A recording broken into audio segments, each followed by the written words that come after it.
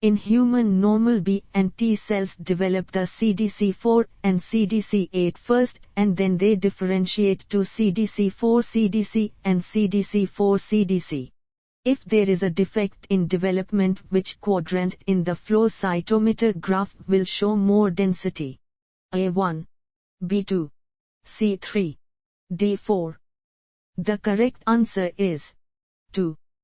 In a flow cytometer you will see the cells lacking both the labels in quadrant A first, B second, C third, D fourth. The correct answer is 3rd. In flow cytometry, which of the combination is impossible? A. Both the labeled antigens in same particle. B. None of the labeled antigens on a particle. C. One of the labeled antigen. D. All can be true. The correct answer is all can be true. How are the cells sorted? A. By dilution plating until there are only single cell in each well of microtiter plate. B. By the differential weight. C. By electrostatic force.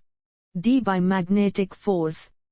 The correct answer is by electrostatic force. Flow cytometry uses A. Heavy isotope. B. Radioactive elements. C. Immunological techniques. D. Energy content.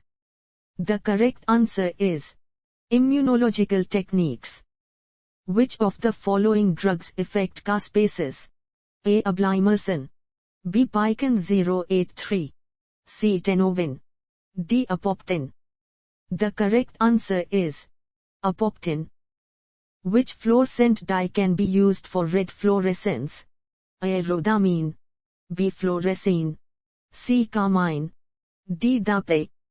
The correct answer is rhodamine. In a flow cytometer the particles are analyzed all at a time. A. True. B. False. C. D. The correct answer is false.